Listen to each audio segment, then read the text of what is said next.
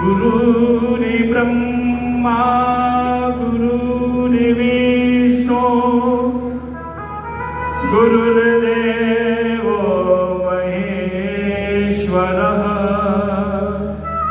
गुरुर्साक्षात् परब्रह्म तस्मै श्री गुरवे नमः। ध्यानमूलं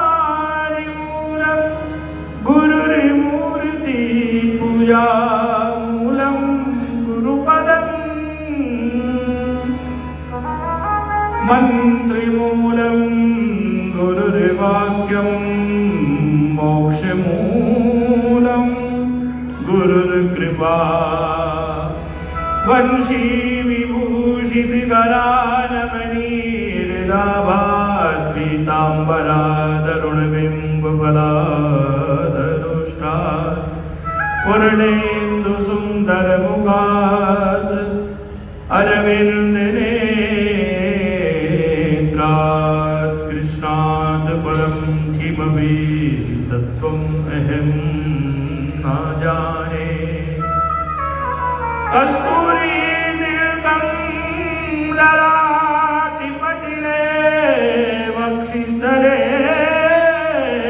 कौस्तुभं नासाग्रे वरमौक्तिकं करतले वेणुकरकङ्कणं सर्वाङ्गे हरिचन्दनं सुललितं कंठे च मुक्तावली गोपस्त्री परिवेष्टितो विजयते गोपालचूडामणि। परम मंगल में परात्पर अखिलेश्वर अकारण वर्णालय भक्तवांछा कल्पतरु पीतांबरधारी श्री बालकृष्ण लाल की प्रतिमूर्ति श्रीमद् भागवत महापुराण कथा में विराजमान सभी भक्त वृंद संत वृंद सभी भक्तों को सर्वप्रथम व्यासपीठ की ओर से जय श्री कृष्णा। बोलो जी जय श्री कृष्णा। एक एक करते हुए आज कथा के हम चतुर्थ दिवस में प्रवेश कर चुके हैं। ऐसी मुक्तिदायिनी कथा एक बात सुने तो कल्याण हो जाता है। आइए आज की इस पावन कथा में हम प्रवेश करें। उससे पहले 2 मिनट के लिए अपनी वाणी को पवित्र करते ही राधा नाम संकीर्तन से तत्पश्चात आज की भाव में मधुर कथा हम प्रारंभ करेंगे। जय जय राधा रमण हरि बोल, जय जय राधा रमण हरि बोल।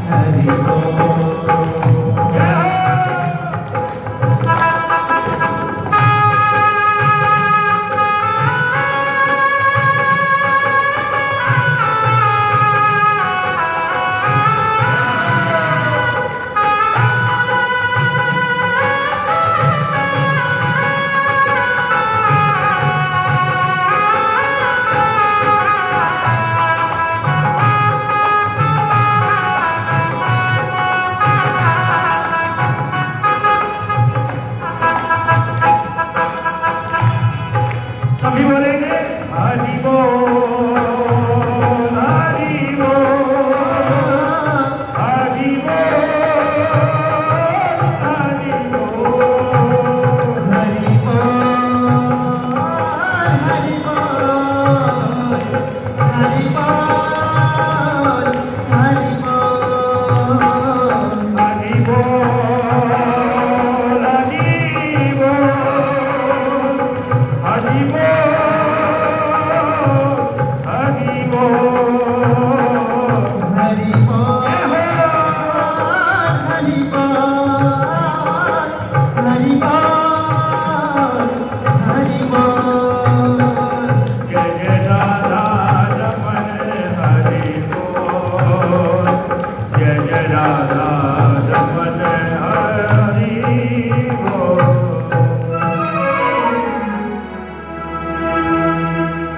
आइए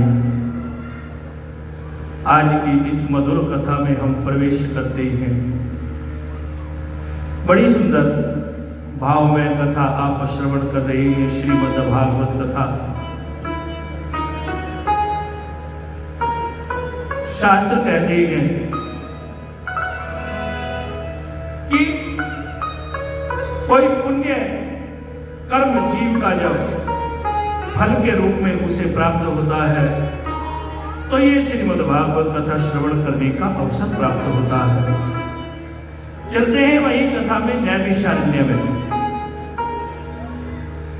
क्योंकि नैमिषारण्य में यह पवित्र कथा चल रही है। शौनक आदि 88,000 ऋषि सूत जी से कथा श्रवण कर रहे हैं। कैसे कथा को श्रवण किया? शौनक आदि 88,000 ऋषियों ने कहा, हे गुरुदेव, आप हमारा मार्गदर्शन कीजिए। हम जानना चाहते हैं कि राजा परीक्षित को श्राप क्यों मिला, और जब राजा परीक्षित को 7 दिन में मरने का श्राप मिल गया तो फिर राजा ने क्या किया? आइए यहीं से आज की कथा में प्रवेश करते हैं। बोलो राधे राधे, बोलो धर्म की अधर्म का प्राणियों में विश्व का, बोलो हर हर हर हर, बोलो श्रीमद् भागवत महापुराण की, बोलो श्रीमद् भागवत महापुराण की, बोलो सुखदेव जी महाराज की। एक बार जय घोष जोर से करेंगे, फिर कथा में प्रवेश करते हैं। आज विलंब हुआ है कथा में, तो ये तो प्रभु इच्छा है। ये जो इलेक्ट्रिक सिस्टम होता है ना, अभी अपने हाथ में तो है नहीं। बोलो जी धर्म की अधर्म का प्राणियों में विश्व का, बोलो हर हर, बोलो हर हर, बोलो सत्य सनातन धर्म की जय। जयकारा वीरभद्र की।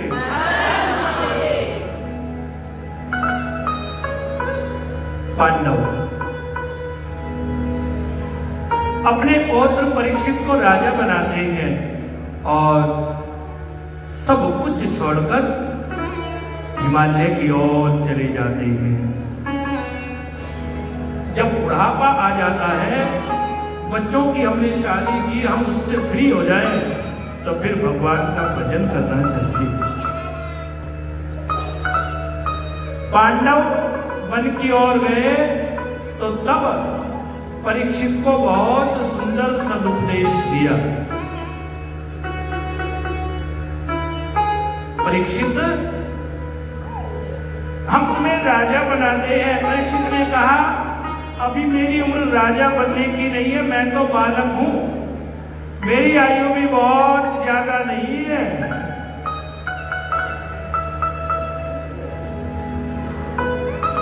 मैं कैसे शासन चलाऊंगा? क्योंकि शासन चलाने के लिए ज्ञान भी तो होना चाहिए। यदि अज्ञानी व्यक्ति के हाथ में हमने राजपाट दे दिया तो कैसे उसको देखभाल करेगा? इसलिए मैं नहीं बनना चाहता हूं। युधिष्ठिर ने कहा, बेटा अपने जीवन में दो बातों का ध्यान रखना, कभी जीवन में कोई समस्या नहीं आएगी। प्रत्येक गृहस्थी यदि जीवन में इन दो बातों का ध्यान रखे तो जीवन बहुत अच्छा गुजर जाता है। सबसे पहले हम ध्यान रखें कि जो हमारे घर अतिथि आया है उसका सम्मान करें। कोई साधु आया है, ब्राह्मण आया है, संत आया है, बेटा उसका सम्मान करना। परीक्षित को बड़ा सा उपदेश दिया, संतों का, ब्राह्मणों का, साधुओं का सम्मान करना। और दूसरा, बेटा जीवन में एक नियम बना लेना कि यदि कोई आपकी शरणागति में आ जाए, आपकी शरण में आ जाए, तो उसने कितनी भी गलती क्यों ना की हो उसे क्षमा कर देना। यदि तुमने जीवन में इन दोनों बातों को स्वीकार कर लिया तो तुम्हारा जीवन बहुत अच्छा व्यतीत होगा। अब राजा परीक्षित बन गए राजा और अपने प्रजा की देखभाल करने लगे। एक दिन की बात है, राजा परीक्षित जंगल में भ्रमण करने के लिए गए हुए थे और जब जंगल में भ्रमण कर रहे थे वहां देखा एक गाय खड़ी है और एक बैल खड़ा है। गाय और बैल खड़े हैं। बैल के 4 पांव में 3 पांव खत्म हो गए, केवल एक पांव पर बैल खड़ा हुआ था। और वो जो गाय थी वो कौन थी? वो थी भूमि माता। बैल क्या था? बैल था धर्म। और सामने से देखा एक विशालकाय काला पुरुष खड़ा हुआ था और वो जोर जोर से उस बैल को पीट रहा था। परीक्षित ने जैसे ही देखा तो कहने लगे, हे राजन, हम आपसे निवेदन करते हैं, आप मेरे राज्य में इस बैल को तंग क्यों कर रहे हो? तुम कौन हो? तो बैल कौन था? बैल है धर्म। 3 पांव खत्म हो गए, एक रह गया। कहते जब सतयुग था ना तो धर्म के 4 चरण थे, सत्य, तप, दया और दान। इन 4 पांव पर धर्म चलता है। सत्य का अनुसरण करें, तपस्या करें, तप करें, दया करें और दान।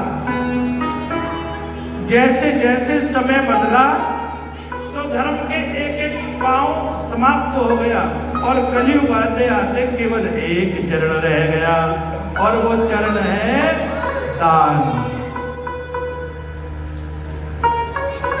इस कलयुग में ना तो तपस्या होती, ना भजन होता, और यदि हम कहें कि हम सत्यवादी हैं तो हम सत्यवादी भी नहीं हैं।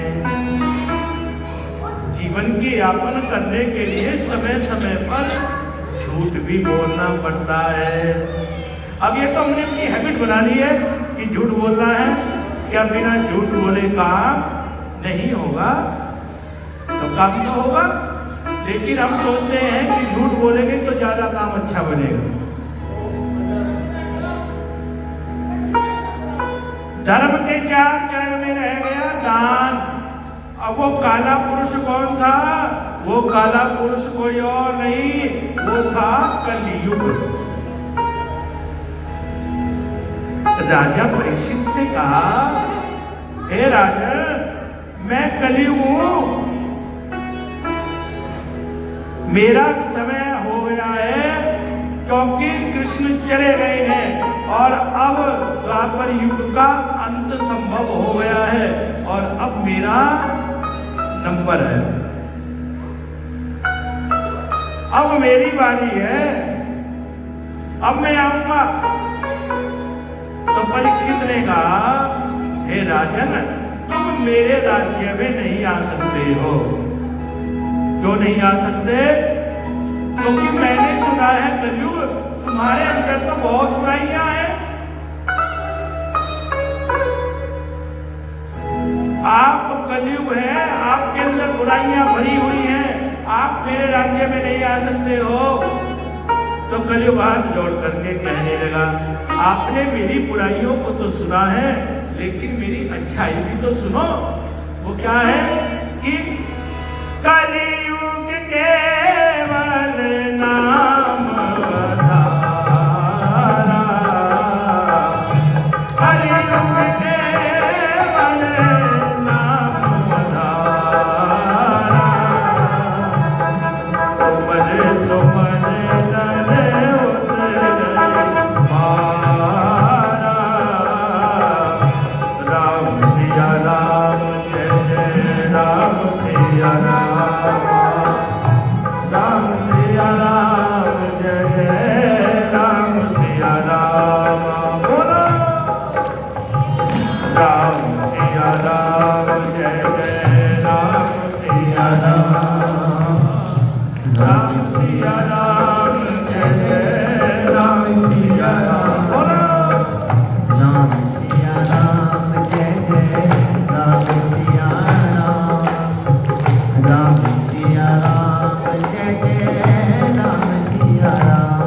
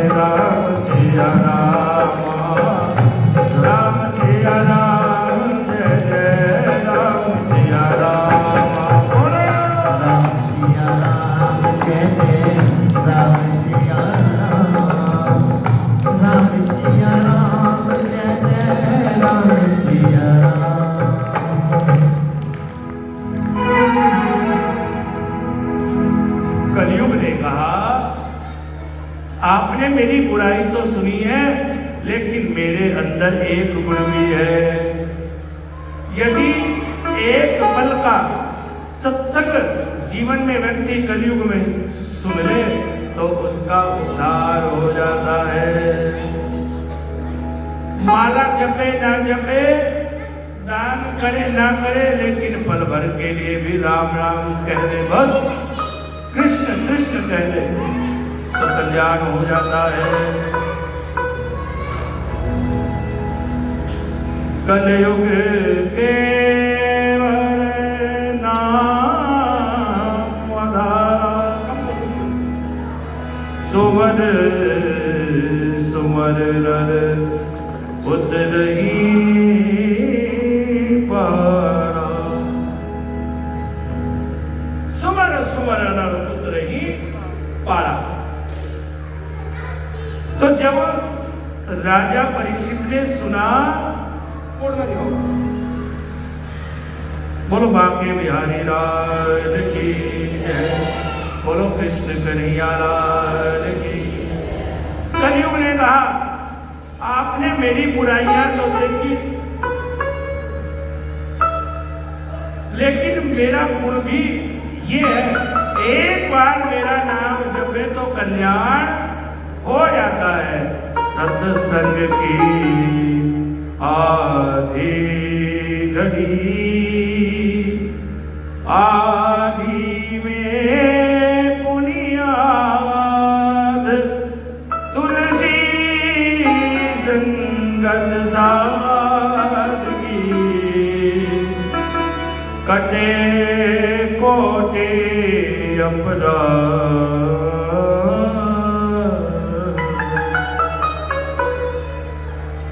अब जब राजा परीक्षित ने सुना,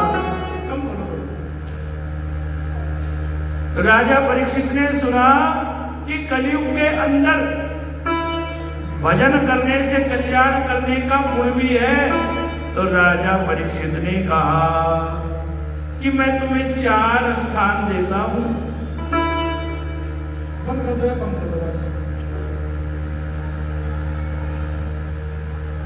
बोलो बांके बिहारी लाल की। मैं तुम्हें 4 स्थान देता हूं। इन 4 स्थान पर तुम निवास करना। पहला स्थान है दूतम, जहां पर जुआ खेला जाता है, सट्टा खेला जाता है। मेरे राज्य में ऐसा यदि कहीं भी होगा तो कलयुग तुम वहां निवास कर जाना।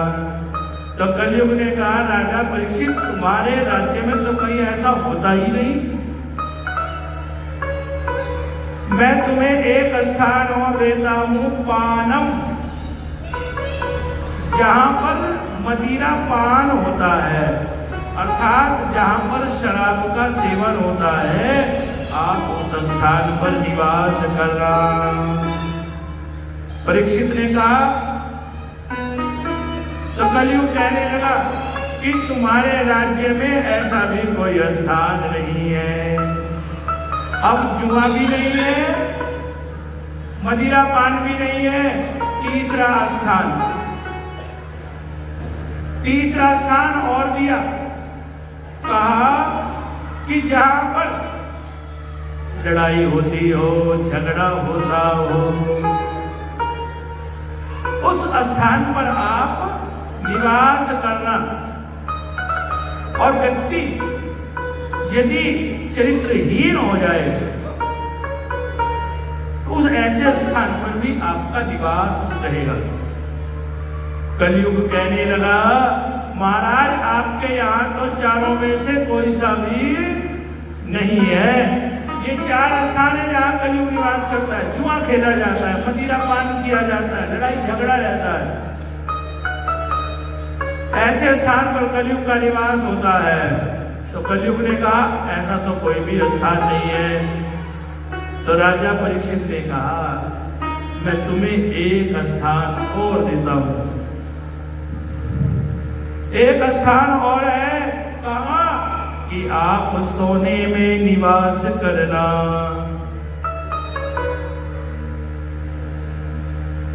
सोने में भी भगवान ने कहा, भगवान कहते हैं, ये कहा किसे?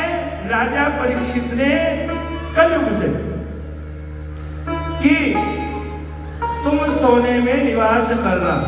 अब सोने भी 2 होते हैं। कौन कौन सा सोना होता है? कनक कनक ते सोनी मादकता अधिकार, एक खाए बोरा एक पाए बोरा। कनक बीज क्या होता है? जब हम अलंकार पढ़ते हैं हिंदी साहित्य में, तो कनक के 2 अर्थ होते हैं। एक कनक बीज होता है सोना, और दूसरे कनक बीज क्या होता है? धतूरा। तो कहते हैं एक को तो पाकर के आदमी अहंकार में आ जाता है। सोना, यदि हमारे पास 20, 30, 50 तोला सोना हो जाए तो भैया हम फिर अहंकारी बन जाएंगे, क्योंकि 1 तोला सोना भी कितने का आता है? अब तो आधा लाख से ऊपर हो गया। क्या रेट है? 65? कितना हो गया? अच्छा,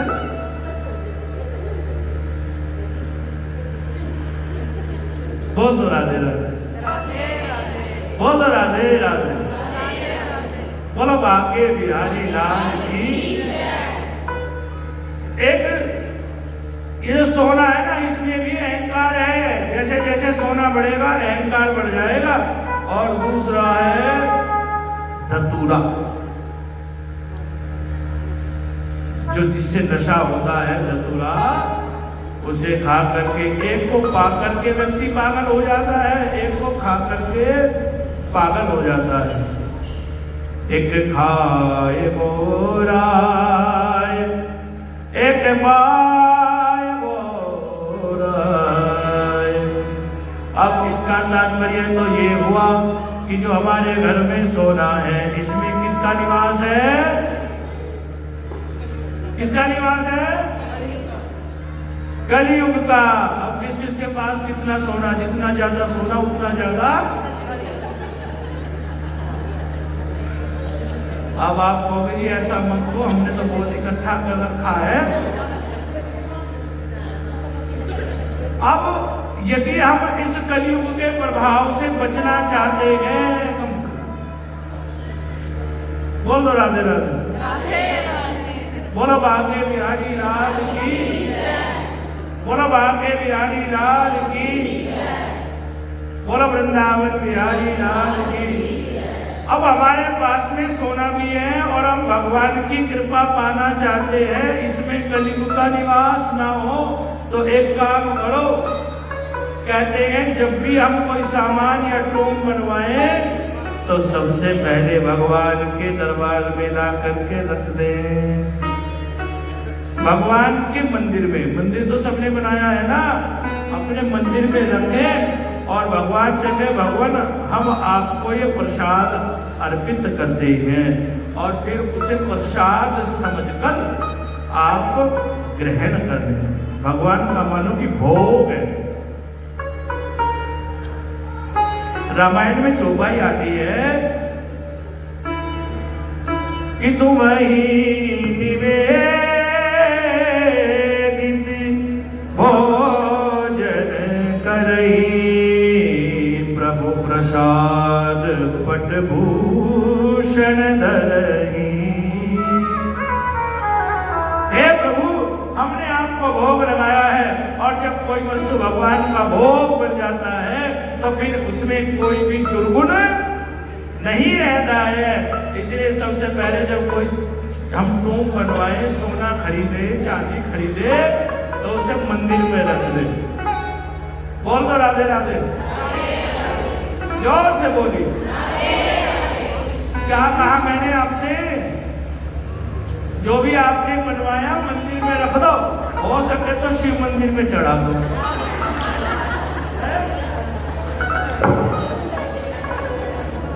ऐसा नहीं करोगे क्या भाई? भाई मंदिर में आप चंदी तो चढ़ाते हो, तो भगवान थोड़ा सोना भी देखो। ये देखो, सोने का नाम सुनते ही उठ करके चलती है। बोल दो राधे राधे। आइए बड़ा प्यारा भजन, उसके बाद में आगे कथा को बढ़ाएंगे। हमारे दो ही रिश्तेदार, बोलो बाके बिहारी लाल की, बोलो बाके बिहारी लाल की, बोलो बाके बिहारी लाल की। हमारे दो ही रिश्तेदार,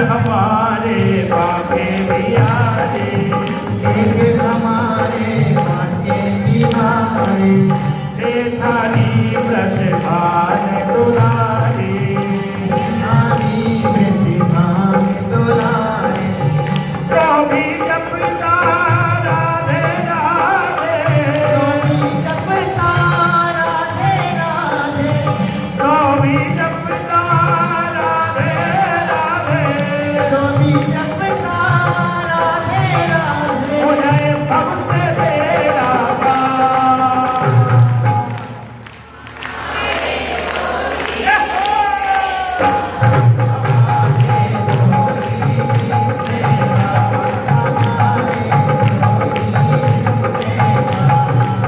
एक ही हमारी राधा रानी, एक ही हमारी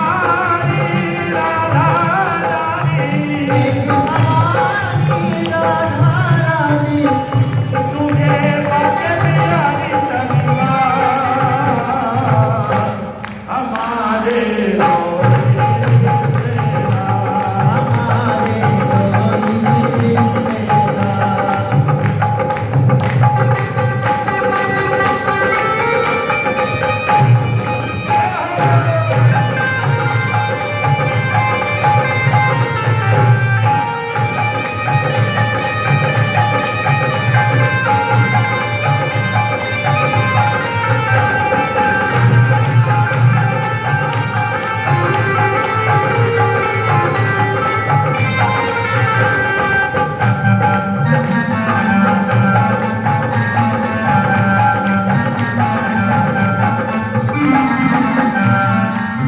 ममतामयी है श्री राधा रानी,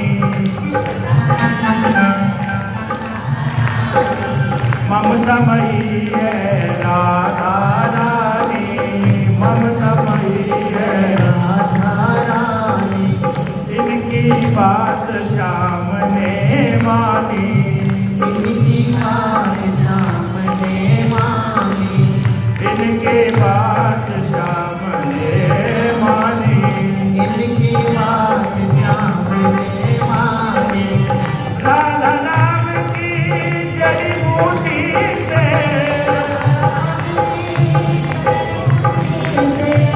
राधा नाम की जड़ी बूटी से, राधा नाम की जड़ी बूटी से होता यहाँ उपचार।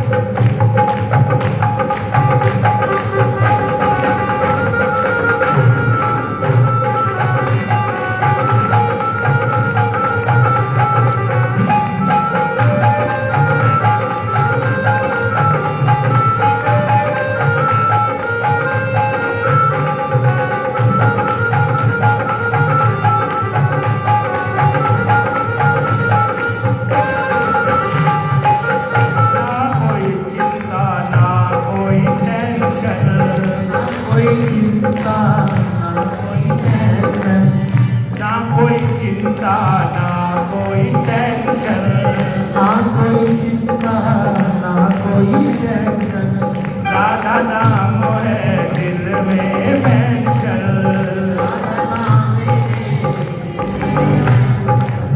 ना कोई चिंता ना कोई टेंशन, ना कोई चिंता ना कोई टेंशन, राधा नाम है दिल में पेंशन, हाथ उठा कर कह दो भक्तों,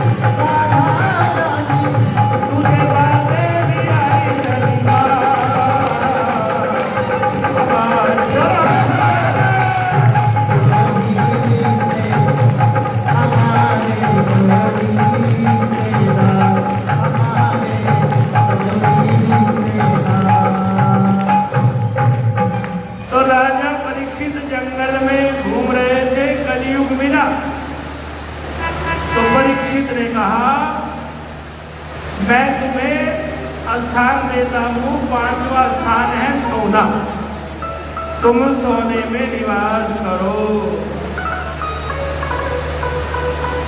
अब भैया परीक्षित जब वहां से चलने लगे तो जो राजा परीक्षित ने मुकुट ओढ़ा हुआ था वो काहे का था? सोने का। सोने का मुकुट राजा परीक्षित ने ओढ़ा हुआ था। उस मुकुट में ही आकर के कलयुग बैठ गया। ये जो सोना है ना, ये जितना ज्यादा बढ़ता, कहते सोना पाया हुआ भी बुरा होता है और खोया हुआ भी बुरा होता है। चांदी पाई हुई भी अच्छी होती है और खोई हुई भी बहुत अच्छी होती है अच्छी। अरे खोई हुई तो कोई भी चीज अच्छी नहीं होती है। राजा परीक्षित चले तो जैसे ही चले आ रहे थे तो भैया कथा सुनो जी, ध्यान से, इधर उधर ध्यान न लगाओ, बोल दो राधे राधे। पहले ही शोर बहुत है ऊपर बारिश का, बोल दो जी राधे राधे। कलयुग राजा परीक्षित के मुकुट में आकर के बैठ गया और राजा परीक्षित जब आ रहे थे तो मन में आया मुझे पानी पीना चाहिए, बहुत जोर से प्यास लगी हुई थी। और एक ऋषि के आश्रम में आ गए। क्या नाम था उस ऋषि का? शमीक ऋषि। शमीक ऋषि के आश्रम में आए और कहने लगे ऋषि से कि मुझे पानी की आवश्यकता है। लेकिन शमीक क्या कर रहे थे? शमीक तो भजन कर रहे थे। अब जो मंदिर में पुजारी बैठा है वो आपका नौकर बन के तो नहीं बैठा है, वो तो अपनी भक्ति में बैठा है। कोई महात्मा मंदिर में बैठा तो उसका अपना जीवन है। राजा परीक्षित ने कहा हमें पानी पिलाओ, लेकिन ऋषि तो ध्यान से बैठे हुए थे। तो राजा परीक्षित को आ गया और वहां पर मरा हुआ सांप पड़ा हुआ था, उसको उठाया और किसके गले में डाल दिया? शमीक ऋषि के गले में डाल दिया। शमीक ऋषि के गले में कर रहे। बोल दो जी राधे राधे। बोलो भाग्य बिहारी लाल की, बोलो कृष्ण कन्हैया लाल की, बोल दो जी राधे राधे। गले में मरा हुआ सर्प जब डाला, राजा तो आ गया वापस हस्तिनापुर। इतनी ही देर में कुछ भक्त लोग आए और भक्त लोग आकर के शमीक ऋषि को देखा, गले में मरा हुआ सर्प पड़ा हुआ है। तो शमीक के पुत्र थे श्रृंगी ऋषि। श्रृंगी ऋषि से जाकर के कहा कि तुम्हारे पिता के गले में किसी ने मरा हुआ सर्प डाल दिया है। तो श्रृंगी ने जैसे ही आकर अपने पिता को देखा, पिताजी तो भजन में बैठे हुए थे, और श्रृंगी ने जैसे ही देखा गले में मरा हुआ सर्प पड़ा हुआ है तो श्रृंगी को आ गया क्रोध, और क्रोधवश आकर के श्राप दे दिया कि जिस व्यक्ति ने मेरे पिता के गले में मरा हुआ सर्प डाला है, मैं श्राप देता हूं कि 7 दिन में उसकी मृत्यु हो जाएगी। ऐसे श्राप मिला राजा परीक्षित को। इतनी ही देर में शमीक ऋषि की समाधि खुली और शमीक ऋषि ने कहा, अरे तुमने परीक्षित जैसे राजा को श्राप दे दिया, और श्राप भी क्या दिया कि 7 दिन में तुम्हारी मृत्यु हो जाएगी। राजा, इतने अच्छे राजा को श्राप दे दिया बेटा।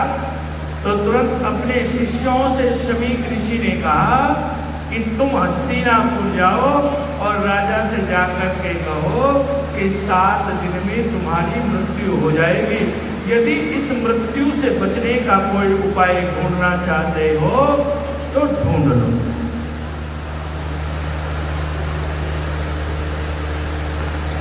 इधर जैसे ही राजा हस्तिनापुर में आया और सिर से मुकुट को नीचे उतारा, तो जब तक सिर पे सोने का वो मुकुट था तब तक तो अहंकार रहा, और जैसे ही सोने के मुकुट को नीचे उतार कर रखा तो भैया राजा को ज्ञान हो गया कि मुझसे तो बहुत बड़ी गलती हो गई है। अब क्या करना चाहिए? तो राजा इतनी देर में जो शमीक ऋषि ने शिष्यों को भेजा था, उन्होंने आकर के राजा से कहा, राजा तुम्हें 7 दिन में मरने का श्राप मिल गया है, इसलिए हे राजन अब जो भी तुम करना चाहते हो वो करो।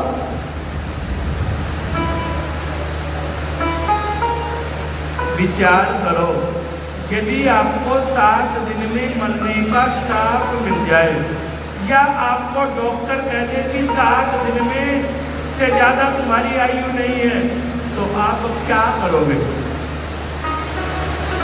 क्या करोगे?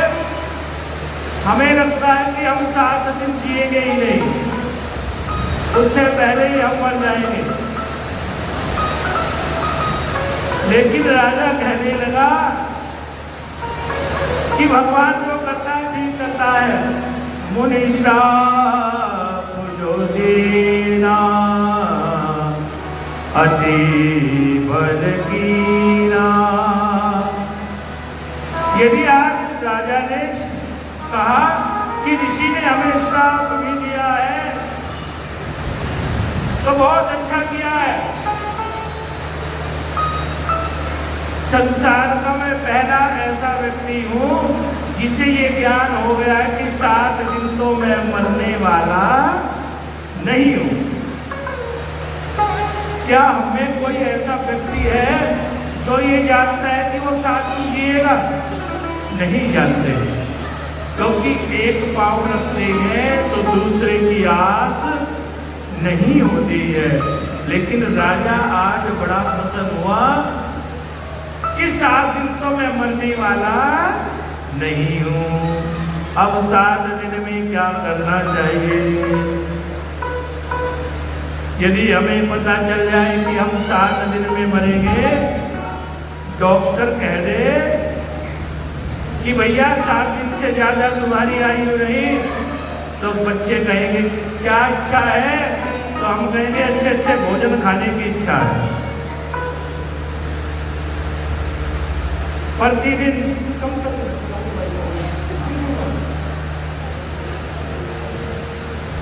बोल तो जी राधे राधे, बोलो बांके बिहारी लाल की, बोलो धर्म की अधर्म का प्राणियों में विश्व का, बोलो हर हर महादेव,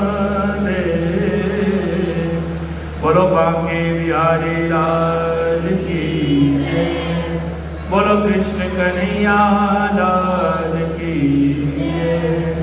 आइए 2 मिनट के लिए भगवान का कीर्तन करते हैं, फिर कथा को आगे लेके चलेंगे। गोविंद मेरो है, गोपाल मेरो है, गोविंद मेरो है, गोपाल मेरो है, बोलो गोपाल मेरो है, गोविंद मेरो है, गोपाल मेरो है। नारायण नंदलाल मेरो है,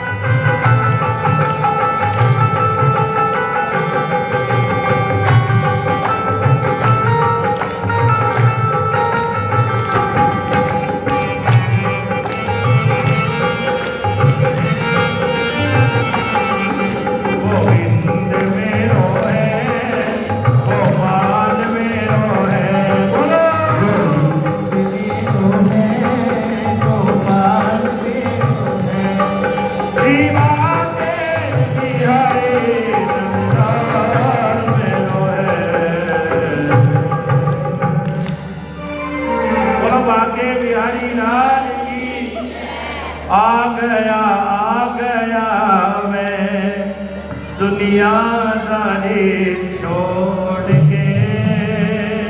बोलो खाटू नरेश की, बोलो खाटू नरेश की, बोलो तीन बार धारी की, हारे के सहारे की। आइए सभी गाते हैं। आ गया मैं दुनियादारी छोड़ के। आ गया मैं दुनियादारी छोड़ के। लेने आजा तुम्हारे रिंगस के उस मोड़। बोलो लेने आजा तुम्हारे रिंगस के उस मोड़।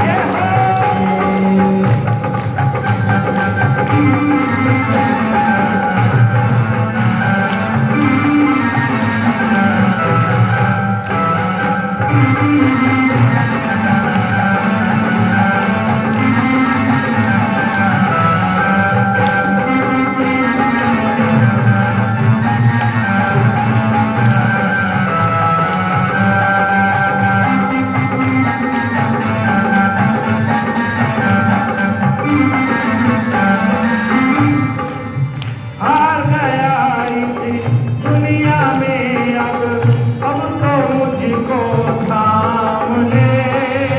हार गया मैं इस दुनिया में अब तो मुझको थाम ले।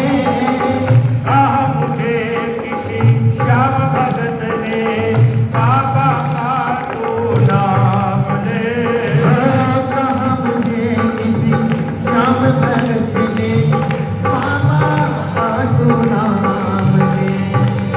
हार गया मैं इस दुनिया में अब तो मुझको थाम ले।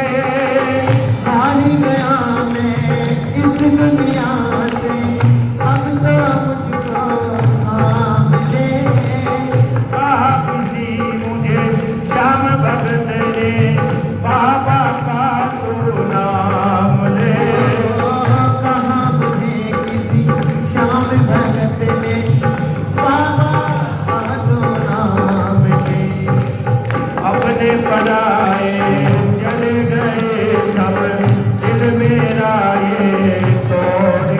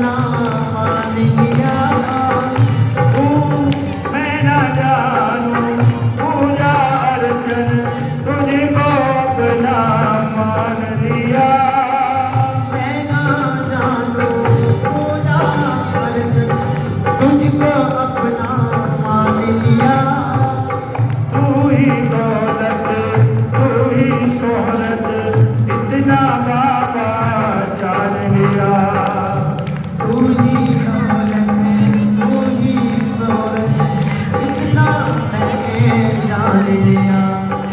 अपना बना ले सब भक्तों को, अपना बना ले सब भक्तों को, दिल से दिल को जोड़ के लेने आजा तुम्हारे दिल से उस मोड़ के।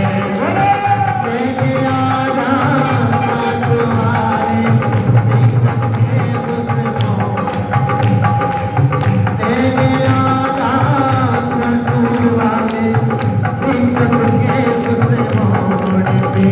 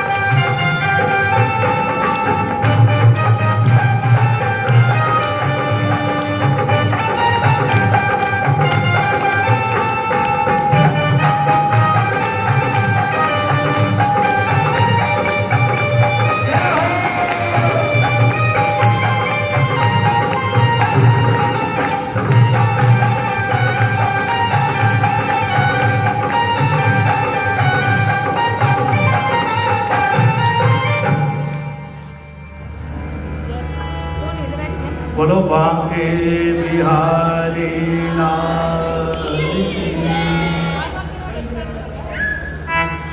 बोलो बांके बिहारी लाल की जय। बोलो कृष्ण कन्हैया लाल की जय। आइए, ऊपर का शोर भी कम हो गया है और ये बच्चे भी चुप कर लो इनको, आराम से बंद कर देने। बोलो बांके बिहारी लाल की क्या बंद कर भाई। बोलो बांके बिहारी लाल की, बोलो कृष्ण कन्हैया लाल की जय। आइए आगे की कथा में प्रवेश करते हैं। राजा को मिला 7 दिन में मरने का श्राप। अब ये श्राप केवल राजा को ही नहीं मिला, अपितु ये श्राप तो हम सबको मिला हुआ है। संसार के प्रत्येक व्यक्ति की मृत्यु 7 ही दिन में होती है। आप कहोगे कैसे 7 दिन में हुई? कोई 20 साल जीता है, कोई 50 साल जीता है, कोई 100 साल जीता है। आपने कैसे कह दिया कि सब 7 दिन में मरते हैं? जो राजा परीक्षित को श्राप मिला वो श्राप आप सबको भी लगा हुआ है, आज तक नहीं छूटा। मृत्यु तो 7 ही दिन में होती है, 8वां दिन तो होता ही नहीं। जैसे कि आज क्या दिन है? शनिवार। या तो शनिवार में मरता है व्यक्ति, या इतवार में मरता है, या सोमवार में, या मंगलवार में, या बुधवार में, या गुरुवार में, या शुक्र में, या यही तो 7 दिन है। उम्र कितनी भी हो जाए लेकिन मृत्यु तो 7 ही दिन में होती है।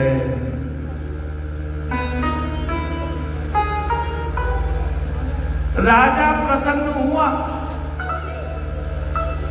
और उसी समय हस्तिनापुर को राजा परीक्षित ने छोड़ दिया। जब ये ज्ञात हो गए अब तो 7 दिन से ऊपर हम जीने वाले नहीं हैं, हम बूढ़े हो जाते हैं, लेकिन उसके बाद भी हम अपना घर छोड़ने के लिए तैयार नहीं होते हैं। हमें अपने घर से बड़ा मोह होता है। राजा ने घर को छोड़ दिया और सुखताल से चल के पहुंच गए, हस्तिनापुर से चल के पहुंचे सुखताल। कहां आ गए? जिसे कहते हैं सुखताल। ये शुद्ध शब्द है सुखताल। कौन कौन गया है सुखताल? वो देखा है आपने? कहते उस पेड़ पर कभी भी पतझड़ नहीं आती। बड़ का पेड़ है वहां पर सुखताल में, और कहते ये पेड़ उसी समय का है जब राजा परीक्षित ने कथा सुनी थी। वहां पहुंचे और संतों से मिले। संतों से कहने लगे कि जिसे 7 दिन में मरने का श्राप मिल जाए उस व्यक्ति को क्या करना चाहिए? तो अनेक संत महात्मा थे। कौन कौन से महात्मा थे? अत्रि, वशिष्ठ, शरद्वाज, वरिष्ठ, नेमि, भृगुअंगिरास जय, पाराशरो, गाधी, सुतोत, रामदत्त, प्रमेद मो। पाराशर ऋषि, गाधी ऋषि, अनेकों ऋषि बैठे हुए थे। अत्रि, वशिष्ठ, अत्रि ऋषि, वशिष्ठ ऋषि, अरिष्ट नेमि, भृगु ऋषि, अंगिरा ऋषि।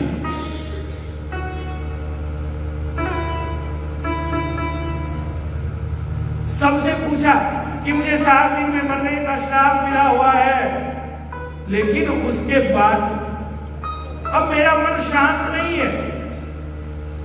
आप मुझे ये बताइए कि मुझे क्या करना चाहिए? सब ऋषि कहने लगे। सब ऋषियों ने कहा कोई उपाय नहीं है, हमारे पास अनुष्ठान तो है, लेकिन कोई 1 महीने का है, कोई 15 दिन का है, कोई 10 दिन का है, लेकिन ऐसा कोई अनुष्ठान हमारे पास नहीं जो 7 दिन में मुक्ति मिल जाए। तो राजा परीक्षित ने कहा अब मुझे क्या करना चाहिए? सोचने लगे।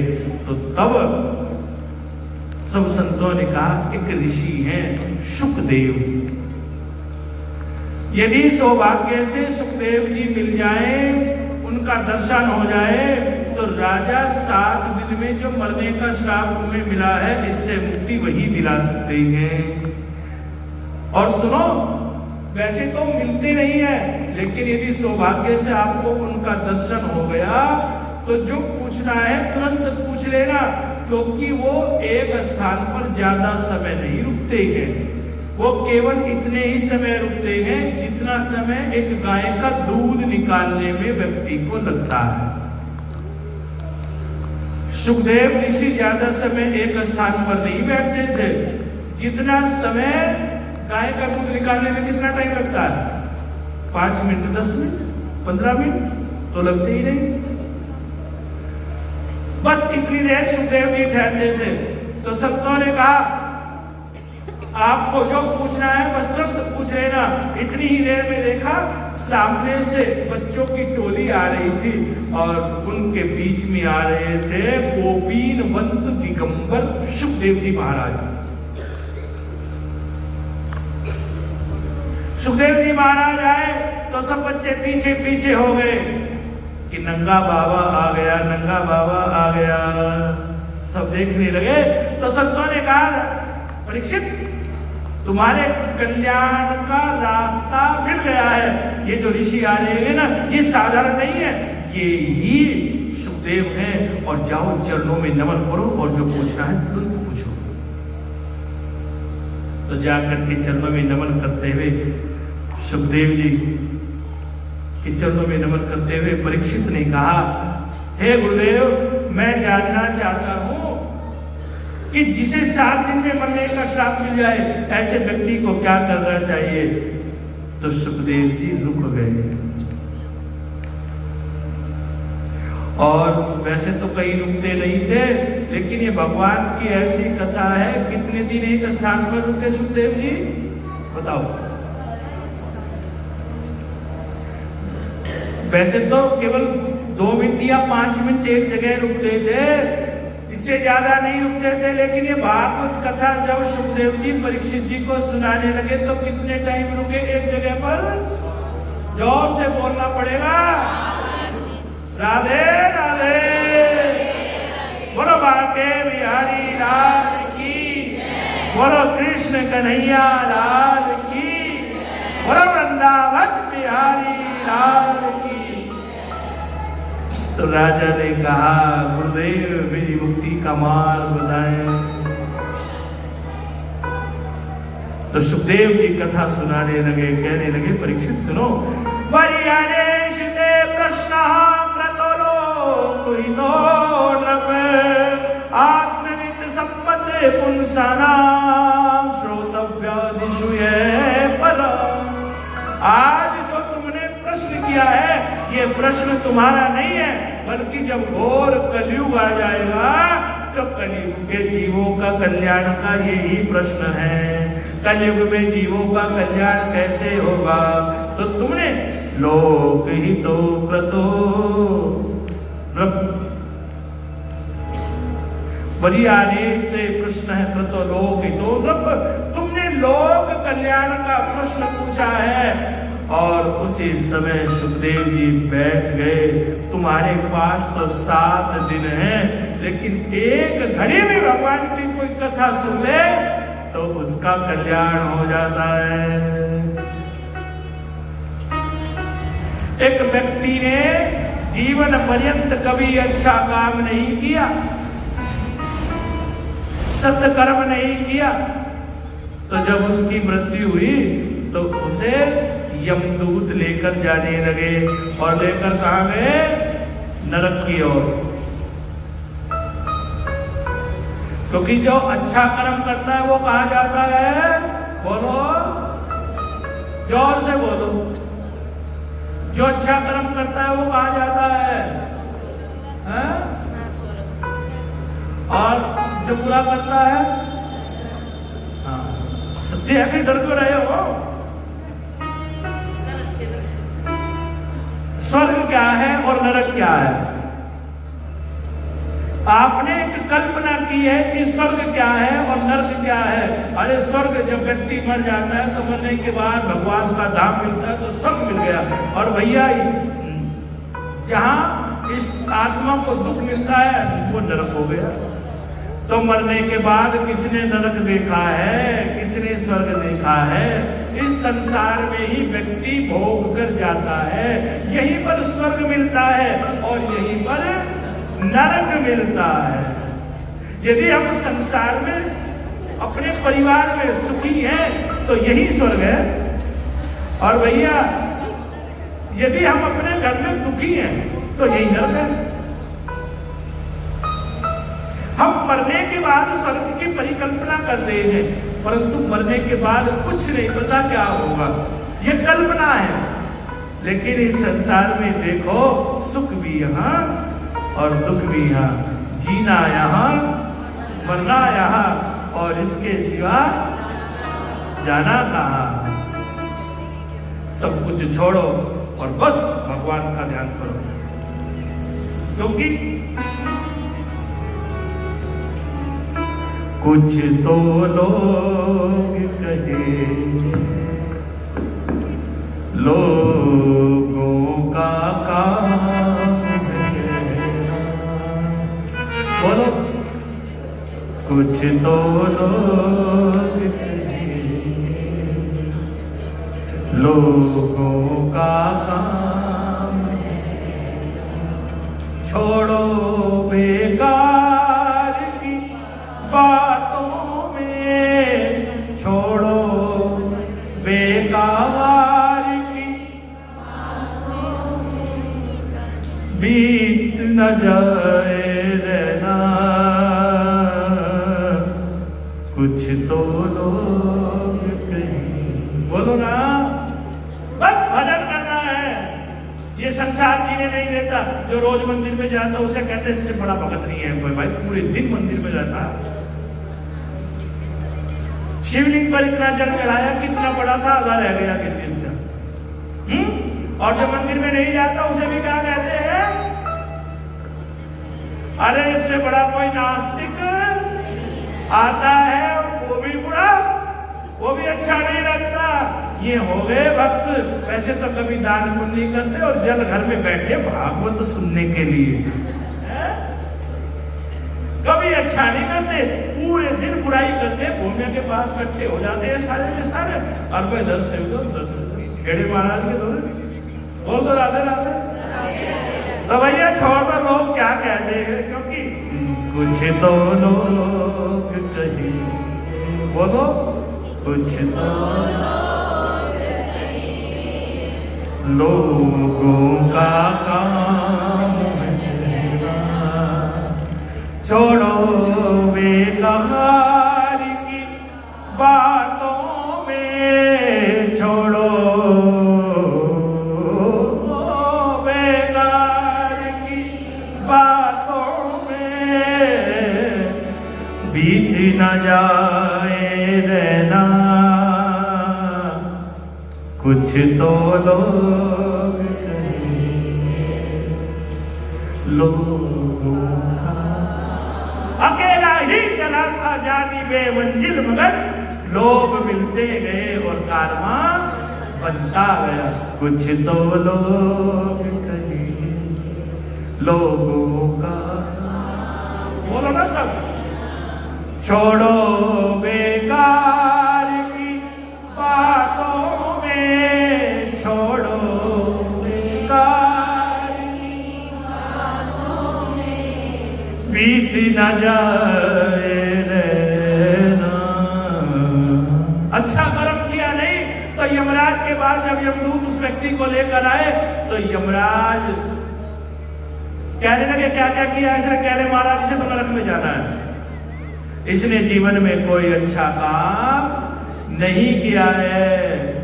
तो जैसे ही नरक में डालने लगे तो यमराज ने देखा खाता, इसने कोई अच्छा काम किया है कि नहीं किया। खाते में देखा उसका जो खाता था ना ऊपर,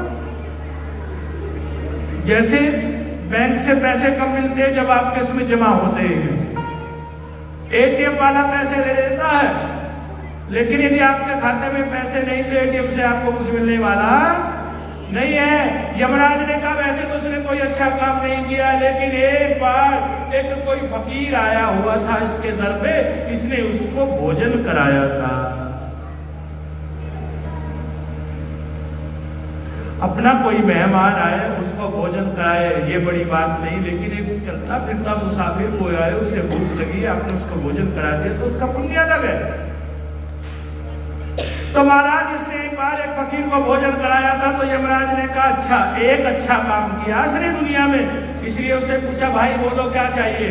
तो कहा अच्छा जी एक अच्छा काम किया तुमने, मांगो क्या मांगना चाहते हो। कह ले जी और तो मुझे कुछ नहीं चाहिए, मैं भागवत कथा सुनना चाहता हूँ। क्या सुनना चाहता हूँ? मैं भागवत सुनना चाहता हूँ। तो यमराज ने कहा इसे भागवत कथा में लेकर के चले जाओ और केवल एक घड़ी का सत्संग सुना करके लाना, बस 1-2 मिनट की कथा सुनाना, उसके बाद इसे उठा के ले आना। तो जब वो कथा सुनने लगा ना यमदूत लेकर के आए, चलो भाई कथा में लेकर के चलते, कहाँ हो रही है कथा, के लिए बागरपुर चले जाओ, जल घर में कथा हो रही है वहां कथा सुनाओ। और जब कथा सुनने लगा उसको आनंद आ गया, छोड़ो बेकार की बातों में, बीत न जाए रहना कुछ तो लोग कहेंगे, लोगों का काम है कहना। और जो कीर्तन कराया है हरे राम राम राम हरे हरे, हरे कृष्ण कृष्ण कृष्ण हरे हरे, हरे राम राम राम हरे हरे, हरे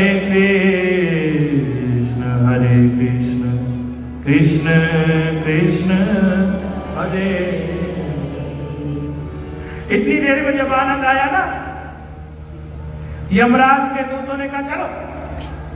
तो जब उसे नरक में डालने लगे तो उसने यमराज से कहा महाराज जो कथा सत्संग में बात बताई जाती होती है वो झूठी होती है कि सत्य होती है। कहले कथा में तो अच्छी बात बताई जाती है, सत्य बात बताई जाती है। तो मैं तो भागवत सुन करके आया, उसमें मैंने सुना है कि सत्संग की आधी घड़ी आधी में पुनियाद, तुलसी संगत साधकी कटे कोटि अपराध।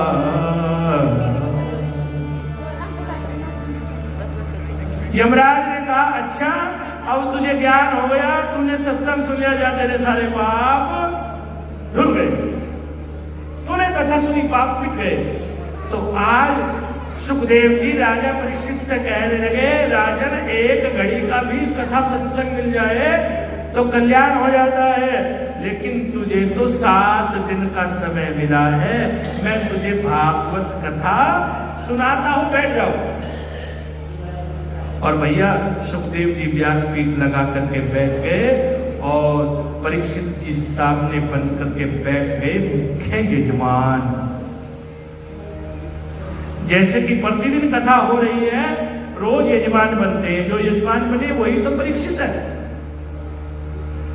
यजमान कहते हैं, यदि आप मध्य प्रदेश जाते हैं तो वहां लिखा जाता है परीक्षित।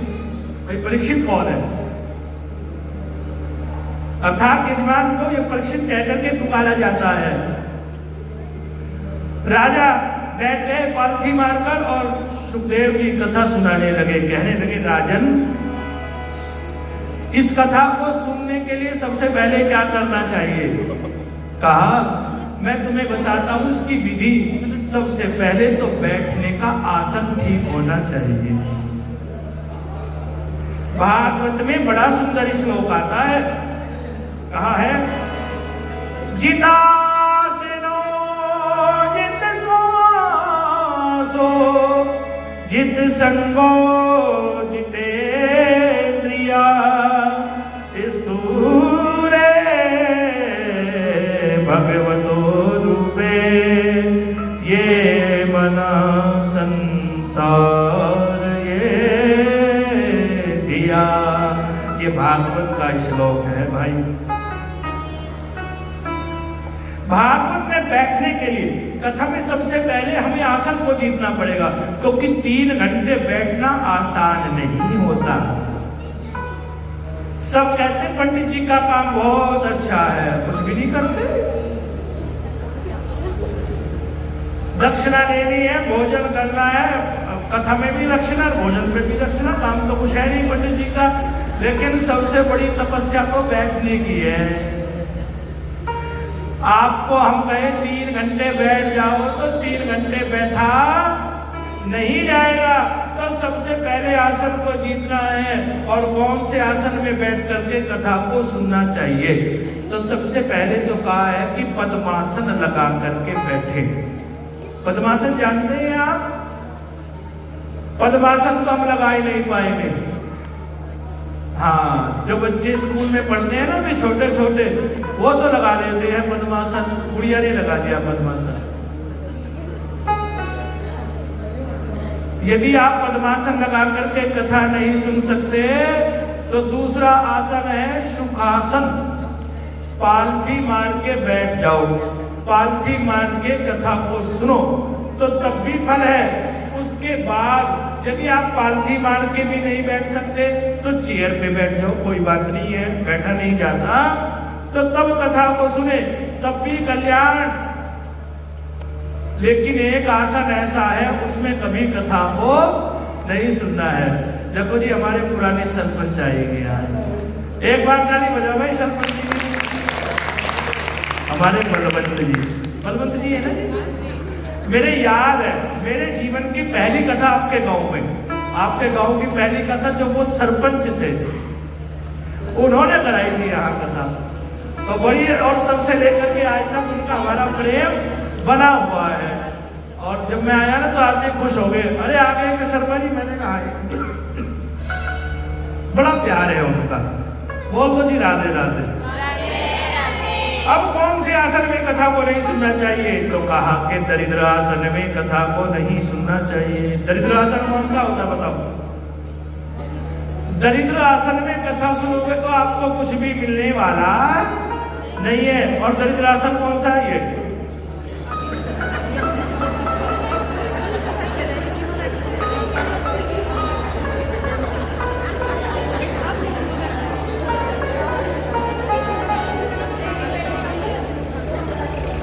भगत आते हैं कथा में, कहते हैं पंडित जी आपकी कथा बहुत अच्छी लगती है। और अब तो हमने चैनल, कल तो सब्सक्राइब बढ़ गई है, मैंने देखा है, करा है भक्तों ने सब्सक्राइब। बहुत बड़ी Radhe Radhe. Kuldeep Krishna official YouTube channel. तो भगत यार एक दो भक्त मिले यार, कह रहे कथा बहुत अच्छी करते हो आप, हमने तो फोन पे भी सुनी है। कोई कहता है आपकी आवाज बहुत अच्छी है, आप बहुत अच्छा गाते हैं। कोई भगत कहता है जी आपके भजन बहुत अच्छे हैं। और आप तो भगत बता क्या कह रहे थे, कहने चुन्नी भी बहुत अच्छी अच्छी है।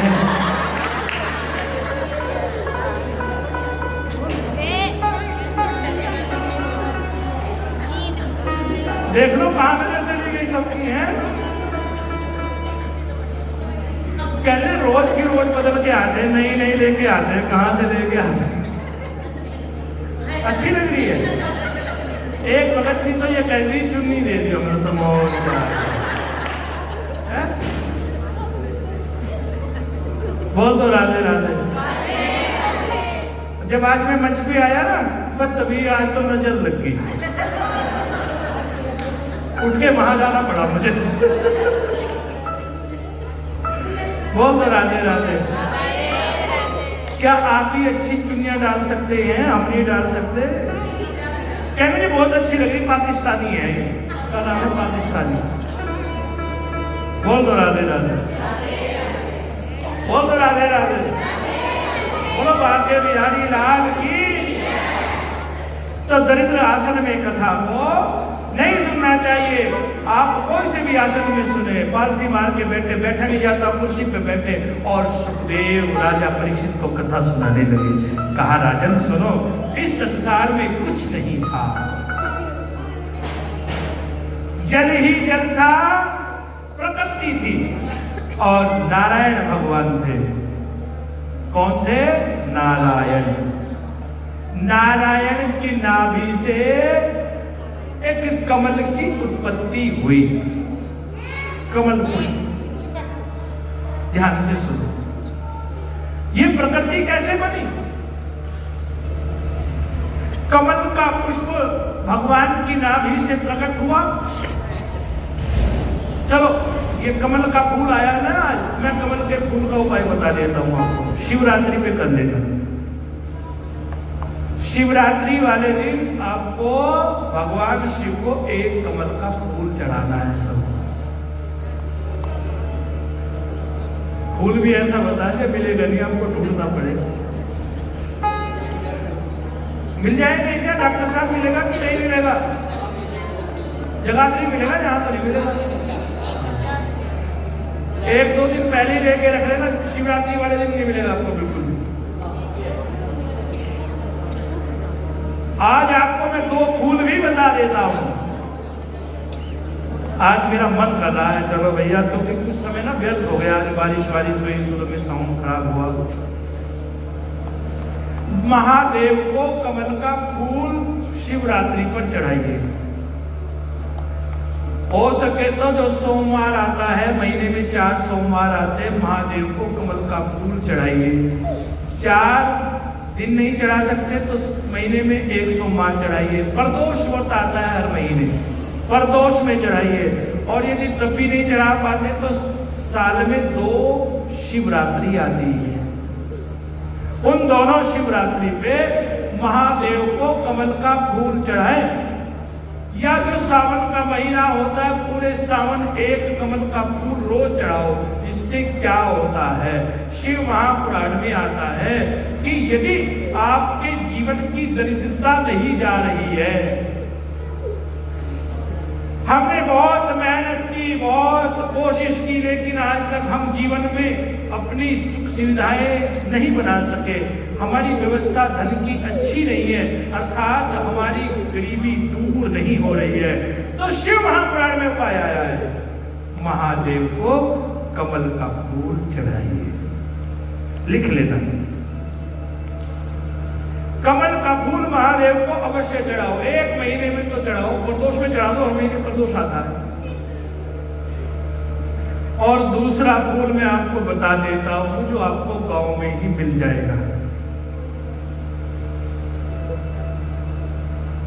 दूसरा फूल है शत्रुनाशक फूल। यदि आपको लगता है कि आपकी किसी से बनती नहीं है, कोई शत्रु आपके बहुत हैं, तो उन शत्रुओं से रक्षा कैसे होगी? कौन सा फूल महादेव को चढ़ाए? हाथ उठाओ, शत्रु किस किस के हैं? आप किस किस के शत्रु हैं? हाथ उठाओ। आप किस किस के शत्रु हैं? हैं?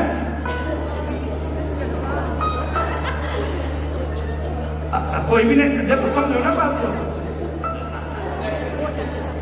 आप किसी के शत्रु नहीं है, लेकिन हमारे सब यही कहते हैं ना, हमारे सब शत्रु हैं।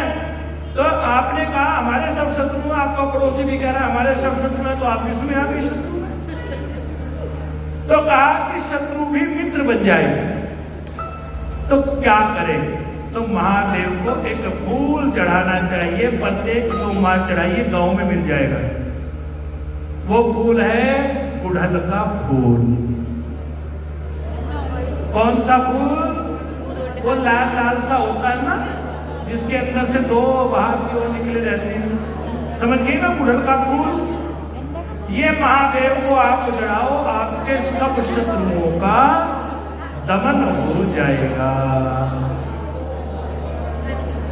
शत्रु भी आपका बाल बांका नहीं कर पाएंगे। मैंने आपको 2 फूल बताएंगे, और पूछोगे? अभी 2 बताए हैं, जब शिव पुराण करने आऊंगा बाकी तब बताऊंगा, अपने पास बचा के रखता हूं। नहीं तो फिर कौन बुलाएगा शिव पुराण करने? सारे ही बता दे। जब 9 दिन की शिव महापुराण आपके गांव में करेंगे, तो फिर आपको हम 9 दिन में 9 फूल बता करके जाएंगे, और सारे फूल आपके गांव में मिल जाएंगे। लेकिन इतनी जल्दी नहीं बताएंगे, हमने बड़ी तपस्या करी है इन बातों के लिए। ये क्या कढ़ी चावल खाओ और पूछ लो क्या पूछना, बोल दो जी राधे राधे। और यदि आप 9 के 9 फूल जानना चाहते हैं, 8 तारीख से हमारी शिव महापुराण की कथा हमारे चैनल पर आएगी। 8 तारीख से शिव महापुराण की कथा शुरू हो रही है हमारी, वो है हमारी चितमलपुर बिहारीगढ़। शिवरात्रि वाले दिन से शुरू होगी, तो वह 9 के 9 दिन की कथा चैनल पर आएगी। एक फूल रोज बताया जाएगा, आपको चैनल पर वो फूल कथा सुन लेना, आपको मिल जाएगा। बोल दो जी राधे राधे। आओ कथा में आगे चले। कमल का फूल प्रकट हुआ, और कमल के फूल के ऊपर कौन प्रकट हुए? ब्रह्मा जी। ब्रह्मा जी की आंखें खुली, ब्रह्मा जी ने देखा चारों तरफ जल ही जल भरा हुआ है, जल ही जल है। तो ब्रह्मा जी सोचने लगे, मैं कौन हूं, मैं कहां से आया हूं? तब ब्रह्मा जी ने सोचा कि जहां से ये पुष्प प्रकट हुआ है, मैं वहां से आया हूं, मैं देखता हूं कि पुष्प कहां से आया है। तो पुष्प के बहुत अंत तक गए, लेकिन ये नहीं जान पाए कि पुष्प कहां से निकला है। अंत में वापस पुष्प पर आकर के ब्रह्मा जी बैठ गए, और मन बड़ा परेशान था, क्या करूं क्या ना करूं, मैं कौन हूं? तो तभी एक आकाशवाणी हुई और एक अक्षर सुनाई दिया, और वो था हिंदी का अक्षर तय। क्या सुनाई दिया? तय। और दूसरा शब्द क्या सुनाई देता है? पै। दूसरा क्या सुनाई दिया? प। तय और पै। ब्रह्मा जी ने दोनों को आपस में मिला दिया, क्या बन गया? तप। ब्रह्मा जी समझ गए कि तप करना पड़ेगा, भजन करना पड़ेगा। जब तक तप नहीं करेंगे तो कुछ नहीं मिलने वाला। तो फूल पर बैठे रहे, और भगवान ब्रह्मा जी भगवान का भजन करने लगे, सिमरन करने लगे। मैंने बताया ना महादेव को कौन कौन से फूल चढ़ाए जाते हैं। एक फूल ऐसा है जो महादेव को नहीं चढ़ाया जाता। क्यों नहीं चढ़ाया जाता? ये कभी सोचा है आपने? ये तो बड़ी विस्तृत कथा है भैया। ये तो आगे के लिए मैं प्रोमो आपको थोड़ा थोड़ा रोज शिव पुराण का सुनाता रहूंगा, पूरी कथा तो आपको बाद में मिलेगी सुनने के लिए। आपको कथा में सुनाएंगे शिव महापुराण में ये जो शिवलिंग है ये कहां से आया। जिस शिवलिंग की हम दुनिया में पूजा करते हैं ये क्या है, ये कैसे आया, इसका प्राकट्य कैसे हुआ, हम शिवलिंग में शिव को क्यों पूजते हैं। सारे देवताओं की पूजा मूर्ति में होती है। राम की पूजा करते हैं तो राम की मूर्ति, कृष्ण की पूजा करते हैं कृष्ण की मूर्ति, अम्बा की पूजा करते हैं तो अम्बा की मूर्ति। लेकिन जब शिव की पूजा करते हैं तो शिव मूर्ति नहीं शिव लिंग है। तो ये शिवलिंग कहां से आया है, बहुत बड़ा रहस्य है। ये तो सब शिव पुराण में सुनाना है। वो तो राधे राधे। थोड़ी उत्कंठा तो आपके मन में रहनी चाहिए ना भाई, आएंगे तो बता के जाएंगे। नहीं बात। परसों आपको एक उपाय और बताएंगे। परसों की कथा में आपको उपाय बताएंगे, ऐसा कौन सा उपाय करें कि जीवन में सुख संपत्ति आ जाए।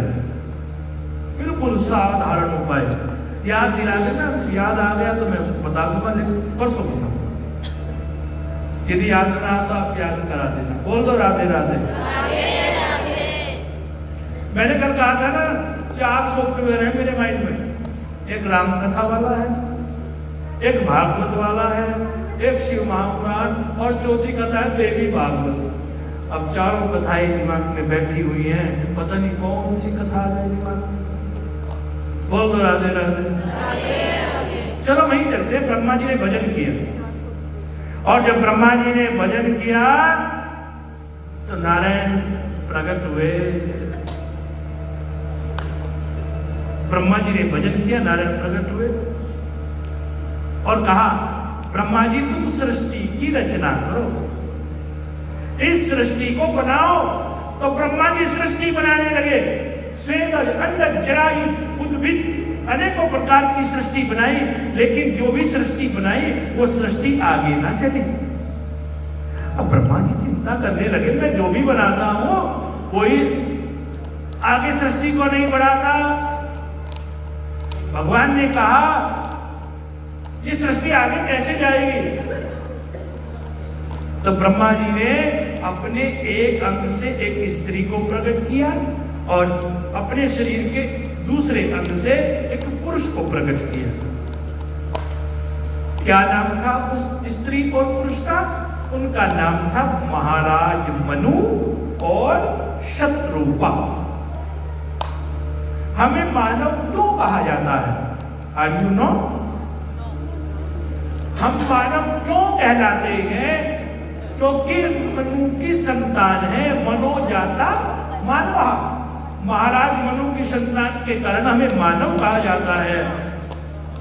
मनु को प्रकट किया और शत्रुपा को प्रकट किया और उनसे कहा अब आगे की सृष्टि तुम बनाओ।